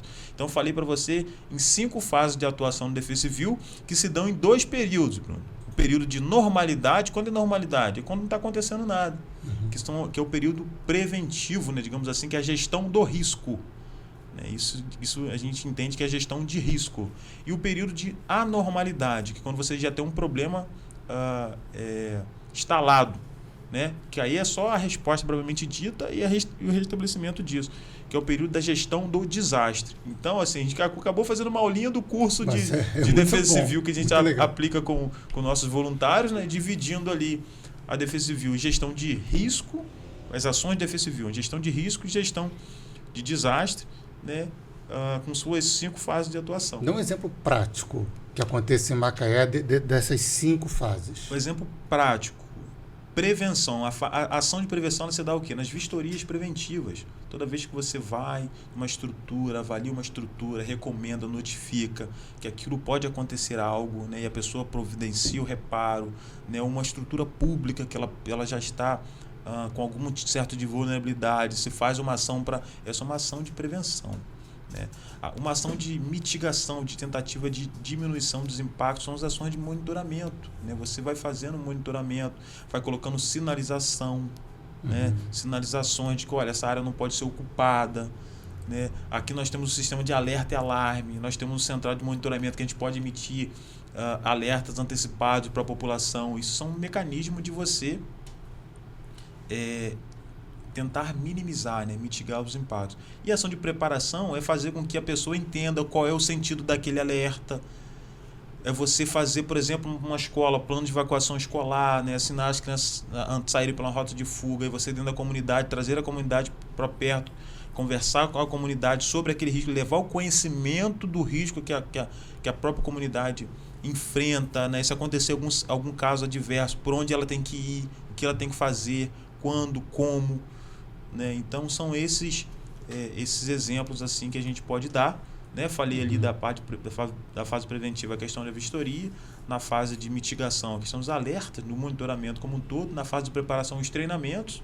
Um treinamento de primeiros socorros, por exemplo, já é uma ação direta, né? De você estar preparado a lidar com um acidente, né? Então essas são as ações. Ações aí para a segunda parte, digamos assim, das ações.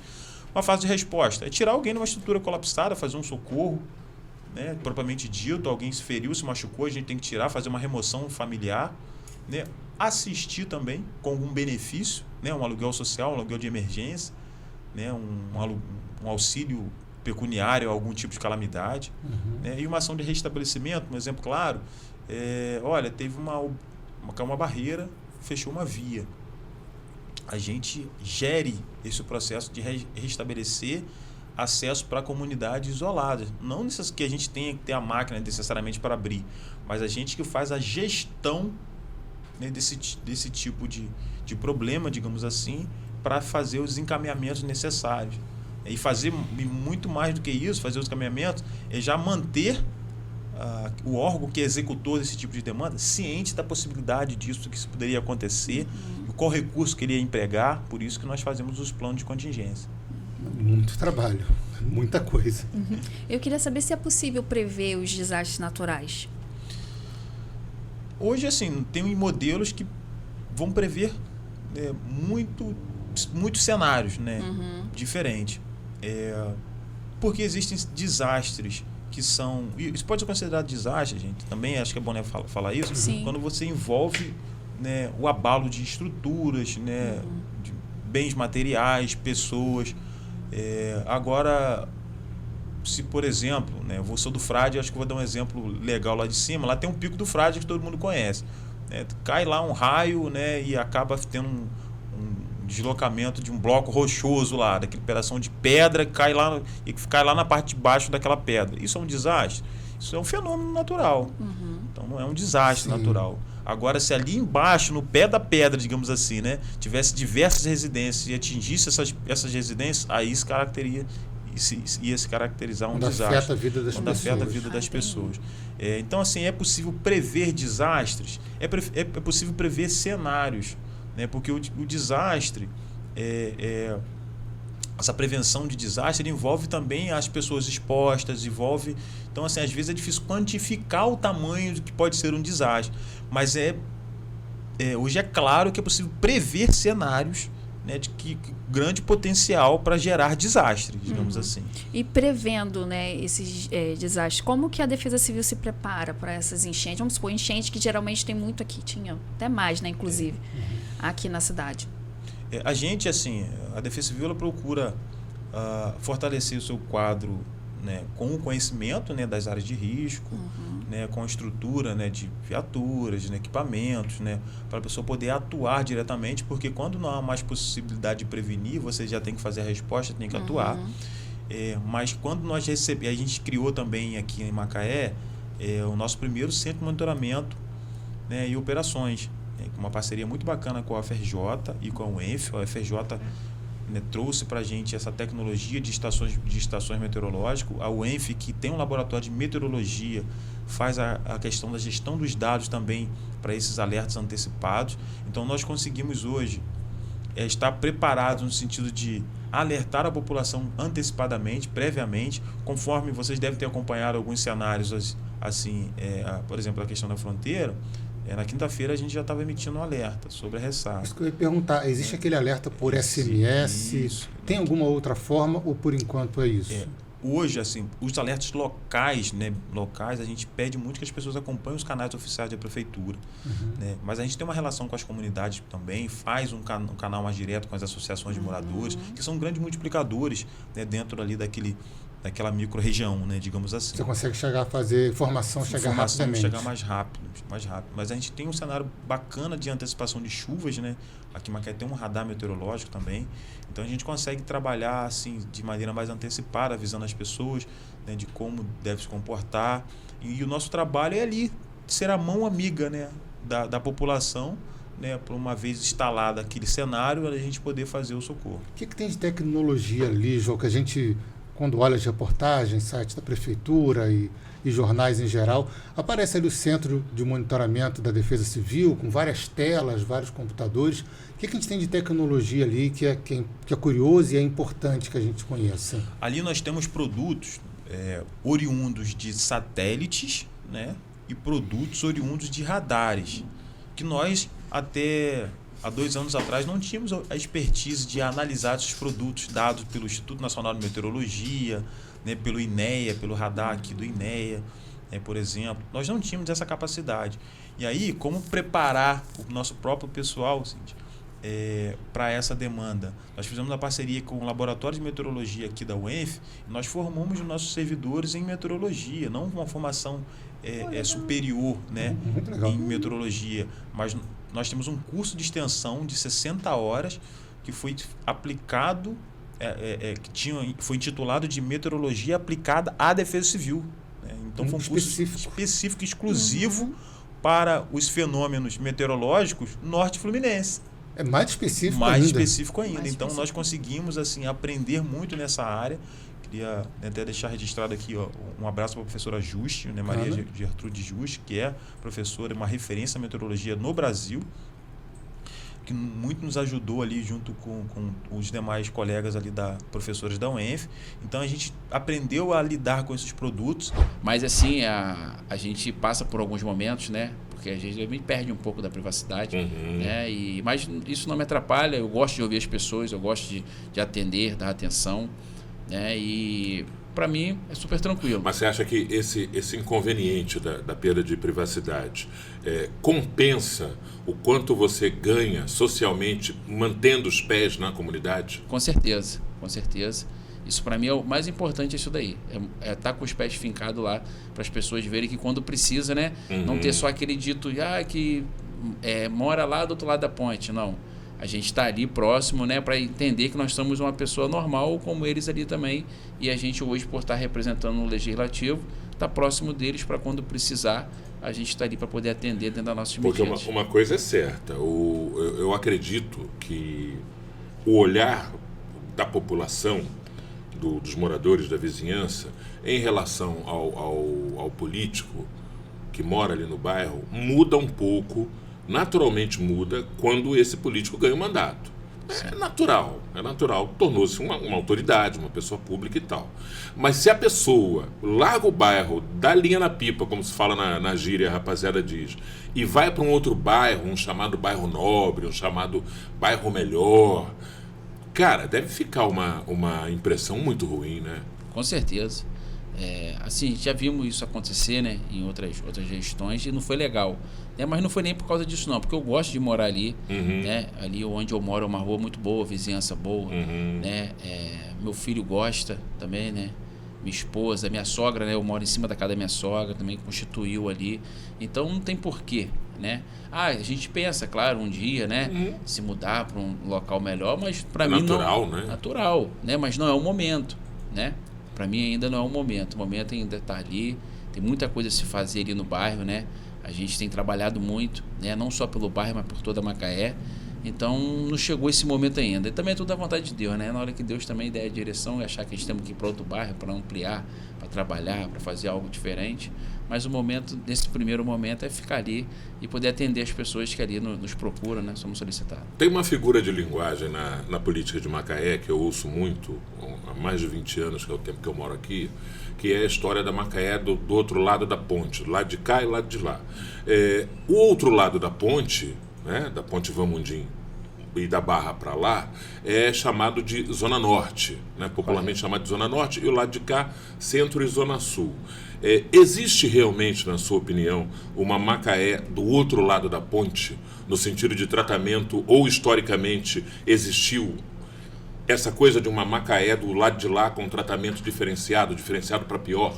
Silvio, vou ser bem sincero para você, né? Não é porque hoje eu estou como vereador, eu já enxerguei dessa forma por muitos anos, que do outro lado da ponte, o lado de lá, o lado que a gente sempre teve mais presente, né? A gente se sentia um pouco inferior. Tinha um tratamento, né? Como eu falei, não estamos aqui para falar mal de governo nenhum, claro. Mas com o governo do prefeito Elbert Rezende, a gente viu que o lado Zona Norte foi muito valorizado. Ele equalizou um pouco isso? Eu posso até dizer, né, até algumas falas que a gente vê do prefeito, ele até atuou mais na Zona Norte do que para a Zona Sul. Então, a gente pôde avançar muito, então pôde fazer essa diferença para a população, né, que muito tempo, né, se sentiu esquecida, abandonado pelo poder público, hoje está recebendo grandes obras, né, como o bairro Nova Esperança, entra agora a obra de finalização de toda a infraestrutura, Jardim Franco, né, o Lagomar, Jardim Carioca 2, o aeroporto. Ele anunciou um projeto de reestruturação do Barreto. Sim. É um negócio ousado para chuva. Já iniciou, né, a obra lá do Barreto, reforma da praça. Então, tipo assim, foram bairros que ficaram muito tempo esquecidos pelo poder público, né, e agora realmente está acontecendo de verdade. E tipo assim, não é só promessa, né, tá acontecendo, né, a gente vai lá, a gente está o dia a dia. Ontem mesmo eu estava no Barreto, terça-feira eu estava no Barreto, né, e tá lá a obra a todo vapor, né? Então a gente fica feliz em ver que o executivo está olhando, né, para a Zona Norte, né, e tem muito mais a se fazer. Estamos construindo escola, Bosque Azul, na Barra, né? O estádio foi todo reformado, centro de convenções, né, para voltar nossas feiras, nossos eventos. Então esse olhar, né, do executivo pro outro lado aí que fez com que a gente pudesse voltar a enxergar a grande obra do Bar do Coco, né? Ficou muito bonito. Rapaz, eu passei lá hoje, eu fui no Parque Aeroporto antes do almoço, e eu passei lá hoje, e aí no momento que eu cheguei ali para fazer aquela rotatória, estava engasgado ali um pouquinho, eu parei exatamente entrando na rotatória, e aí tive tempo de olhar para a direita, e hoje fez um dia bonito, né, um sol, e aí eu olhei para a direita, vi aquilo ali e falei, rapaz, e todo mundo dizia que aquela obra nunca ia sair. Eu fiz um Réveillon de 2016, show do Arlindo Cruz, na virada do ano, eu apresentei esse show ali no Bar do Coco. E conversando lá antes, né, do primeiro show, que foi do Menino do Sertanejo, conversando lá com o pessoal, com conhecidos, amigos, eu falava disso aí, poxa, isso aqui se fizesse assim, se tivesse um deck, um negócio assim, se fosse estruturado, e o pessoal dizia, eu cheguei aqui criança, já tô quase avô e tem essa história dessa obra aqui do Bar do Coco e esse negócio não anda, porque aqui tem pouca gente. A pessoa falou para mim, aqui tem pouca gente, eles não se interessam em fazer, porque não tem muita gente aqui nesse pedacinho aqui na imediação. Ficou uma obra realmente muito bacana. Eu vi você esses dias na fronteira, vi alguns vídeos, você junto lá com o prefeito, com o secretário da Defesa Civil, na fronteira que o mar deu uma pancada braba ali. Qual é a saída para aquilo ali, Rod? Silvio, nós tivemos, né, no momento que chegou, né, a demanda para gente, no domingo de manhã, do jeito que eu tava, eu fui para lá, né, eu tava à vontade, tinha ido para um futebol, short, camiseta, e fui direto para lá, né, assim que eu fui acionado, a situação estava muito grave, e aí foram as secretarias competentes, né, contactadas, Serviço Público, Habitação, Defesa Civil. Promoção Social, né? Assistência Social, né? Isso. E ali é uma coisa que já vem a gente fala, fazendo paliativo há muitos anos, né? Então o prefeito Elbert agora se comprometeu a dar um resultado positivo, né, para a população. Se for o caso de ter que tirar as famílias, nós vamos ter que tirar, né? Se for o caso de fazer, vamos fazer um quebra-mar adentro, então está sendo feito um estudo pela UFRJ e a NUPEM, o prefeito, eles pediram 30 dias para ver a melhor solução, porque nem sempre um quebra-mar vai jogar corrente para o outro lado, né? Então a gente vai estar danificando um outro local. É o quê? Vamos fazer um muro de contenção? O prefeito falou que ele vai fazer aquilo que os estudos disseram que é a melhor opção, né? E estamos aguardando então esse estudo sair, mas o prefeito não quer mais fazer paliativo. Foram colocadas algumas pedras por causa do momento agora, porque o mar estava vindo, já estava vindo para a entrada das travessas, né, que ali são várias travessas. Então foi colocado umas pedras para fazer um paliativo por esse momento, até sair esse estudo e ver qual a necessidade. A necessidade é retirar todas as famílias. Então o prefeito já vai, de antemão, vai ser um projeto emergencial que a gente vai ter que remover essas famílias, que seja construir casas. Realocar, né? Realocar, porque às vezes é muito difícil, né, Silvio? Você imagina pessoas que moram ali há mais de 30 anos, saem dali e vão levar lá para o Novo Horizonte. Pô, tem famílias que não entendem, não querem, e a gente entende isso, né? Então a gente... agora vamos ali na fronteira achar uma área grande, então não é uma coisa fácil, né? Então a gente tem... Até porque aí a especulação imobiliária entra em cena, Isso. A turma começa a cobrar caro. Verdade. Então é todo um trabalho que não é rápido, né? De um dia para o outro, mas nós já estamos trabalhando, né, junto com a Secretaria de Habitação, de Assistência Social, Defesa Civil, para que, se for o caso de retirada das famílias mesmo, né, assim o estudo disser, né, que não tem como fazer quebra-mar, não tem como fazer algo, e aí a gente, né, de alguma forma trazer, né, essa qualidade de vida pela a redondeza do bairro onde eles nascido, criado, né, constituíram família. E aí, se tiver que retirar as famílias, só para eu entender, vamos pensar em camadas. Aqui está o mar, aqui está aquela pequena faixa de areia, que é muito, e cada vez está ficando menor, né? E aí você tem um passeio, uma rua de terra, e você tem as primeiras casas. Isso. Você removeria aquela primeira camada de casa ou as camadas subsequentes para trás também? A ideia é, se for fazer a retirada, primeira e segunda camada. E botar no chão, raspar chão, e deixar terra. Deixar terra, né? Sim. E aí já com o estudo, já com certeza já vai nos dizer algo que nós teremos que fazer de contenção, algo que a gente possa tentar inibir um pouco a força do mar, né? Que é muito difícil, né? A natureza, ela é dela, né? Então, mas aí através dos estudos nós vamos ter ali a melhor forma de poder tentar ao máximo afastar, entendeu, da população, para tirar do perigo, né? Não Agora, dá mais para esperar. Você que mora ali e esteve lá, né, mais uma vez, conversa com as pessoas têm consciência de que elas estão ocupando uma área que é a área de marinha, que é a área indevida? Elas têm essa consciência? Algumas têm, né? Outras não entendem. Portanto, existe algumas... Tem também quem não quer entender. Não quer entender, a gente fala que tem que sair, não quer sair, né? Porque a água ainda não chegou, está batendo no portão, mas não entrou, né? Então não quer sair. E esse que é um trabalho muito difícil de você conscientizar as pessoas que ele precisa sair, né? A gente fica, né, às vezes é muito triste, porque... Triste que eu falo é porque a gente sabe que é um sonho, a pessoa lutou para construir aquele cantinho dela e tudo mais, mas num local impróprio, né? Eu sei que às vezes na dificuldade... Às vezes foi iludido também por um espertalhão, por um... Entendeu? E ali é um sonho de uma vida, né? Mas eu acho que o mais importante é a vida deles. Com certeza. Né? Porque quando o mar vem, você pode ser de madrugada, você dormindo, você não vê, doido, né? E aí acontecer algo trágico pior, e aí você sabe que quando acontece algo trágico pior é culpa do executivo, legislativo, né? Então a gente está tentando... Pelo menos é o responsável para resolver o abacaxi, né? Isso. E aí, então a gente esteve perto, a gente esteve conversando, eu voltei lá depois, eu tenho amigos que moram ali, né? Eu tenho amigos que moram ali, né? E a gente conversou, teve na casa das pessoas, né? E alguns saíram, outros ainda irresistível, mas se for o caso realmente, através dos estudos, ter que tirar, nós vamos ter que fazer uma força-tarefa, né? Já com assistência social, para conversar, né? Naquele primeiro momento. Porque até para você botar uma pessoa no aluguel emergencial hoje, como algumas famílias foram... Você tem que decretar uma calamidade, né? Por exemplo, eu acho. E não tem residência ao entorno para você alugar para todo mundo. Então, é tipo assim, tem que ir para as proximidades. Barra, Nova Holanda, Nova Esperança, né? Ali, até o Parque Aeroporto também, que é um pouco próximo. Mas ainda existem algumas pessoas com rejeição, né? Mas a gente, aos poucos, vamos tentando tratar, vamos tentando de alguma forma. Mas teremos que aguardar esse estudo, Silvio, né? Eu creio que daqui uns dias a gente já vai ter alguma resposta. E já é tipo assim, hoje o prefeito tinha um projeto lindo para a Matinha. Você já ouviu falar da Matinha? Sim. A Matinha também vai ser como fez o Bar do Coco. A ideia já era entrar e urbanizar toda a Matinha. O prefeito até falou que segura um pouco para resolver, porque é uma questão muito séria, né? Essa questão da fronteira ali, que vem se alastrando há muito tempo, paliativo. E dessa vez, ele não agrediu onde sempre agrediu. Ele agrediu uma área nova, pegou de surpresa.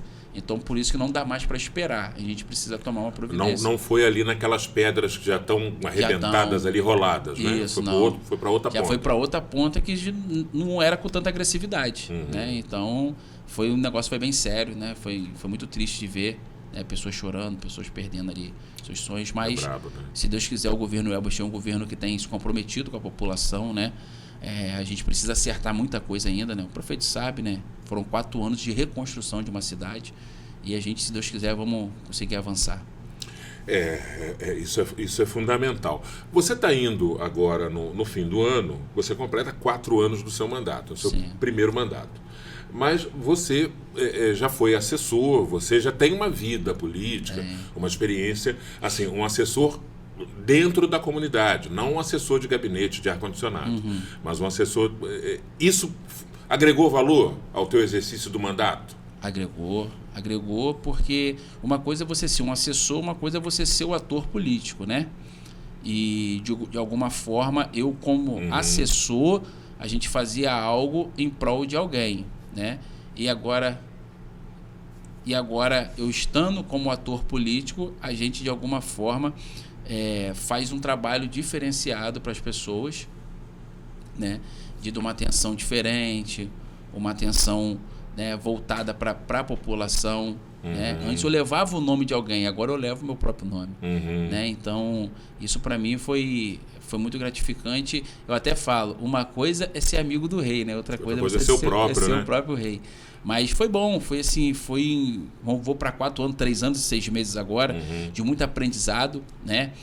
Sou pré-candidato à reeleição e tento de alguma forma mostrar à população tudo aquilo que nós fizemos de bom, né? Junto ao governo executivo, que você sabe que nós não fazemos nada sozinhos, né? Era isso que eu ia falar, porque essa coisa de ter sido um assessor agrega valor, é muito bom, coisa e tal, mas a gente sabe que é o seguinte, um vereador, ele pode muito, dependendo do que a gente considere como sendo o significado de pode, mas ele não pode tudo.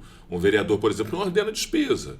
Eu tinha um amigo aqui na cidade que dizia que vereador é um pedinte de luxo, entre aspas, porque ele pede, ele propõe, ele indica, mas tudo depende do ordenador de despesa decidir fazer ou não. Isso aí. Então, nesse sentido, eu pergunto para você, daquilo que você imaginava que conseguiria fazer nesses 4 anos de mandato, desde o dia da sua posse até o dia de hoje, 3 anos e meio, faltando 6 meses ainda para encerrar, você se sente feliz com o que você conseguiu avançar dentro do que estava no teu radar de ações a serem implementadas? Fico feliz, sim, né? Eu até costumo dizer alguns compromissos políticos que a gente vai, né? Dialogar, falar com as pessoas, que eu me sinto assim com bastante realizações, né?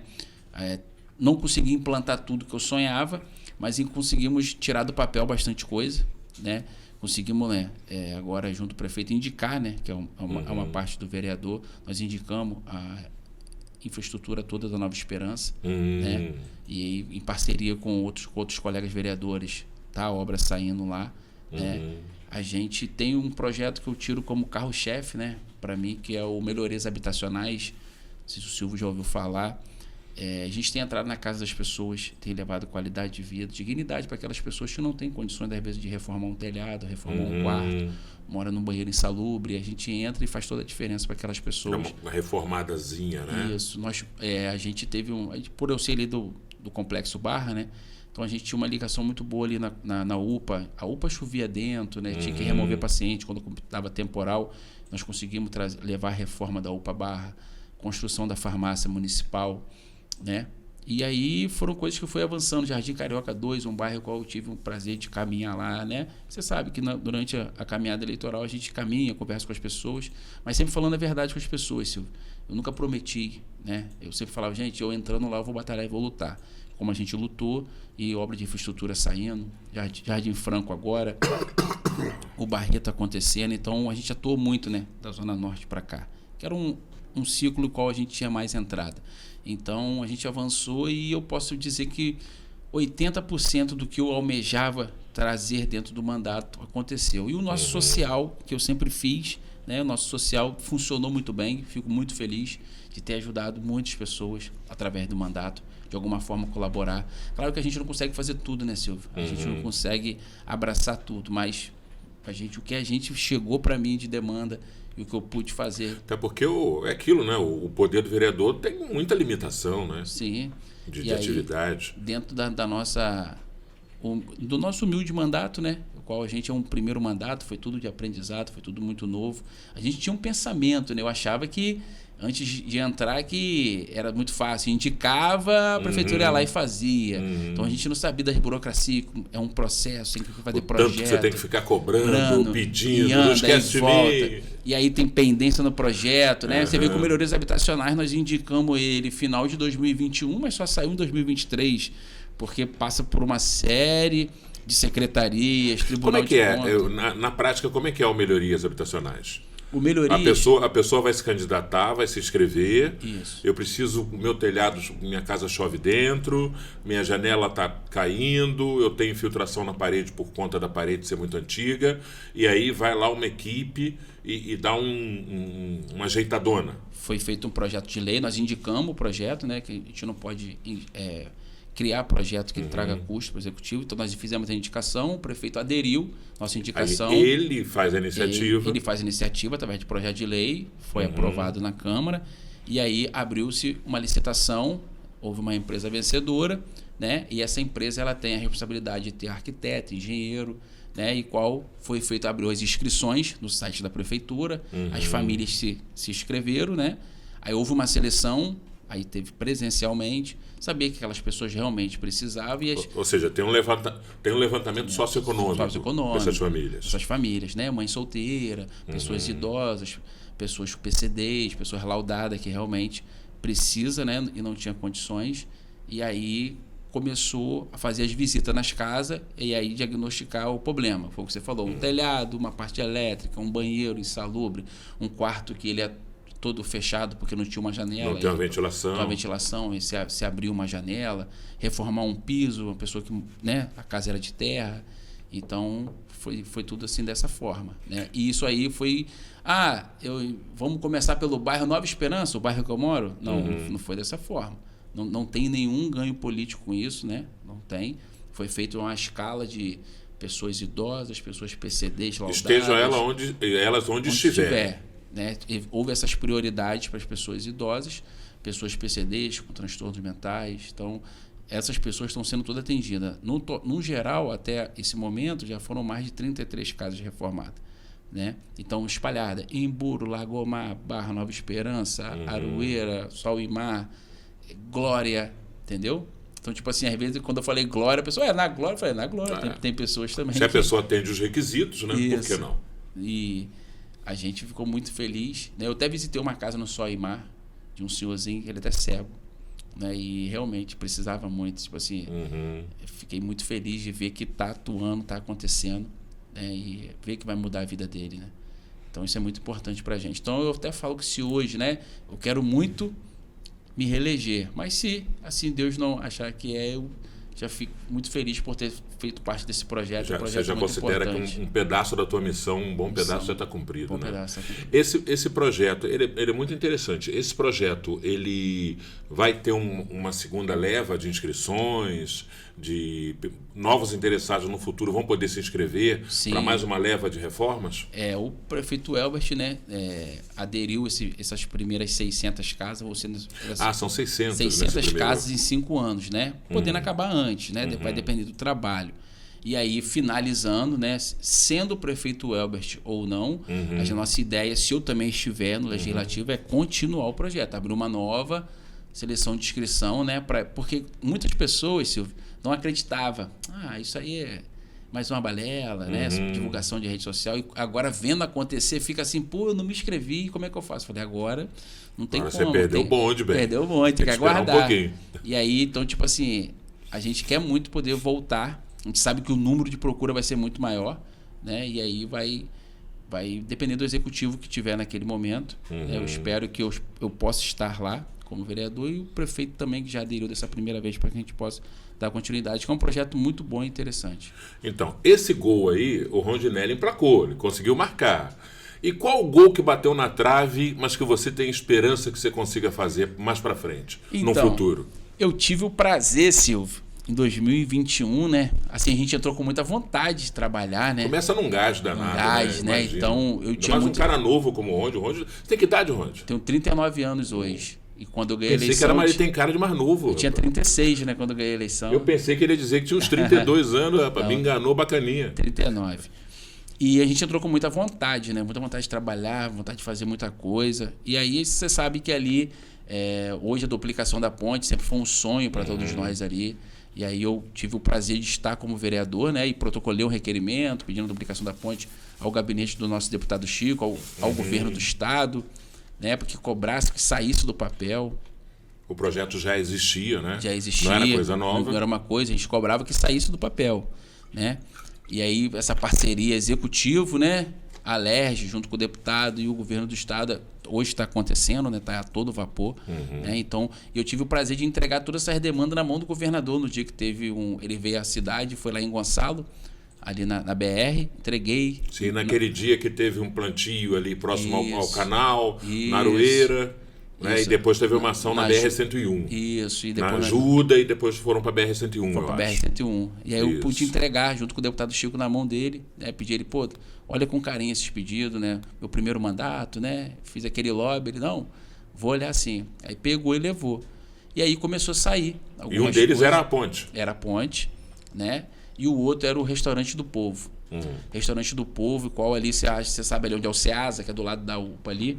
Né? É do governo do estado, né? Aquela área. Ali já foi a Agrap, já foi a Secretaria de Agricultura. Já foi um mini SEASA, né? Um mini SEASA. Até ali cogitaram voltar o SEASA ali. Isso. Só que a nossa cidade evoluiu muito, né, Silvio? A nossa cidade, assim, a minha preocupação de voltar o SEASA ali é o transporte de caminhões, né? É um fluxo ali já tem um grande. Impacto Nós já de temos mobilidade urbana, brabo, né? Então, achava que poderia trazer um novo SEASA, como já está num projeto pro lado de cada cidade, que é mais a área da linha verde. Linha azul, de repente. Linha azul, né? Que hoje é um fluxo melhor. E ali foi onde a gente indicou para que fosse o Restaurante do Povo. Por quê? A nossa ideia... Porque o SEASA, desculpa, para quem eventualmente defende o SEASA ali na Barra, a questão é a seguinte, o SEASA precisa de uma área tão grande ou maior do que a do próprio entreposto para circulação e estacionamento de caminhões. Sim. Então, se você tem uma área desse tamanho para armazenar produtos, você precisa de uma área desse tamanho para caminhão, cara. Com certeza. Chegar, sair, manobrar. Você precisa de uma área muito, muito grande. Então, e ali nós estamos dentro de um bairro, né? Não comporta. E a nossa ideia do Restaurante do Povo ali é porque nós temos muitas pessoas ali ainda, nós temos ali a Barra, nós temos a Nova Holanda, a Nova Esperança, nós temos a Fronteira, nós temos a Matinha, nós temos Brasília, nós temos Piracema, nós temos Águas Maravilhosas, todo aquele entorno, né? Hoje nós temos uma nova fronteira, que é uma nova comunidadezinha que foi criada. Então, existem muitas pessoas de vulnerabilidade social. Gente, E esse restaurante ali ia atender, querendo ou não, ia atender um públicozinho do aeroporto que vem, do Lagomar que passasse, entendeu? Então, ia ser uma região, para mim, que seria muito importante. Nós batalhamos, brigamos, eu vivo cobrando o deputado Chico Machado esse quesito, mas o Estado também passa por alguns momentos, né, que a política atrás, né? E aí questão de orçamento, tudo mais. Mas o projeto mais importante, o projeto está pronto. Nós estivemos visitando a EMOP várias vezes, junto com o André Braga, hoje que é o presidente da EMOP. O projeto está pronto, né? Só mesmo liberação de verba para que esse restaurante saísse do papel. Seria mais uma obra, né, em parceria do município com o governo do estado. Seria um restaurante em que o estado constrói, estrutura e o município toca. Administra, dota ele dos produtos, do material necessário e pessoal. E pessoal, né? Como é o do Daroeira. Um Real Daroeira. Então, mas ficou na trave, né? Bateu na trave, assim. A gente tem esperança ainda, né? Ainda temos... Não é nem um real, falei um real. Um real era antigamente, ele é gratuito. É gratuito ele agora. Ele é 0,800. O restaurante popular da Aroeira é 0,800. Ele era um real antigamente. Isso. É verdade, tornou-se 0,800. Bateu na trave. Bateu na trave, mas a gente tem esperança ainda. Ainda tem 6 meses de mandato, né? Ainda possa ser que, quem sabe lá, o governo do estado de alguma forma não libera essa verba, pelo menos inicia, a gente coloca a pedra fundamental lá da obra, né? A gente vai ficar muito feliz. E sem contar também que tem os programas federais, né? De programa de alimentação do trabalhador, programas para reforço nutricional. Sim. O município pode esticar alguns braços, né? E também buscar apoio em outros níveis, né? Para estruturar isso aí. E aí a gente, de alguma forma, né? Se assim Deus permitir que a gente possa voltar, né? Por uma próxima legislatura, a gente continuar batalhando, que assim, eu não desisti, não. Ainda a gente possa aproveitar aquele espaço, que o espaço se encontra um pouco abandonado, né? Nós passamos ali por uma epidemia de dengue, né? Então estava com muito focos ali, muito mato. Foi feita uma limpeza, o serviço público deu uma geral lá, mas vira e mexe, né? A gente tem que estar sempre dando atenção. Então, ali bem em frente ao estádio, né? E o projeto ficou muito bacana, Silvio. Eu tive o prazer de ver lá na EMOP quando eu estive lá. Entendeu? Ia ficar um negócio, além de restaurante, eles iam fazer salas para suportar toda a área do estado, né? Tudo que o estado hoje está separado, se concentrar, né? Se concentrava tudo ali. Algumas coisinhas. Né? Então ia ficar muito legal, uma quadra de esporte, uma área de caminhada, né? Para o pessoal poder fazer ali ao entorno, tudo muito bem iluminado, muito bem feito. Mas a gente tem esperança, a gente não desistiu, não. Alguma outra iniciativa que você gostaria também de ter implementado, que você não teve tempo hábil em 3 anos e meio?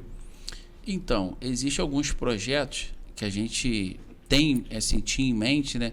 Porque nem tudo a gente pode protocolar como projeto, né? Porque como gera custo, né? Então a gente faz as indicações, né? Mas as grandes indicações nossas estão saindo do papel, que uma é a obra da Nova Esperança, né? Bateu na trave a infraestrutura do bairro Barra. A Barra, ela foi toda pavimentada em 70, né? Todo mundo fala Bicho Velho, né? Todo mundo conhece como Bicho Velho. Ex-prefeito Alcides Ramos. Isso. E as manilhas são muito antigas, né? E a população cresceu, né? E a gente sempre cobrou muito a obra de infraestrutura. Até agora recente, foi feito todo o recalcetamento, mas as manilhas continuam sendo as antigas. Nossas bocas de lobo que vai para o Rio estão todas assoreadas. Então a gente sempre cobrou muito, né? Não só eu, também o vereador Alan, o vereador que atua muito ali também, cobra também desde do seu primeiro mandato, qual o prazer eu tive de trabalhar também com ele. E a gente entrou para somar, né? Para a gente buscar essa melhoria e ainda também não saiu do papel, né? Existe um projeto para que na próxima legislatura, aí, assim, o prefeito retornando, a gente possa junto trabalhar para que saia essa obra de infraestrutura, porque a população sofre muito, né? Agora, com esse recalcetamento, a gente vai ver que até alguns canos foram trocados, né, de água fluvial, e vamos ver se vai dar uma saída, porque a própria rua que minha mãe mora, que é a Calixto Fernando das Neves, quando é chuva forte, não consegue descer. Quem mora embaixo sofre muito, né? E aí a gente busca essa infraestrutura do bairro Barra. Graças a Deus já vai entrar agora a Nova Esperança, o prefeito vai tirar tudo que é na lama lá, tudo vai ser calçado, mas a gente ainda continua brigando, se Deus quiser, pelo bairro Barra. Eu lembro que em 2019 ou 2020, foi antes da eleição, acho que foi 2019, tramitou uma proposta, uma ideia que circulou no Tribunal Superior Eleitoral, foi defendida por muitos políticos, chegou a ser debatida na Câmara Federal, acabou não emplacando, que era a criação da figura do distritão. Né? Você deve ter acompanhado um voto que você criaria distritos dentro das cidades e os vereadores se habilitariam a concorrer por um distrito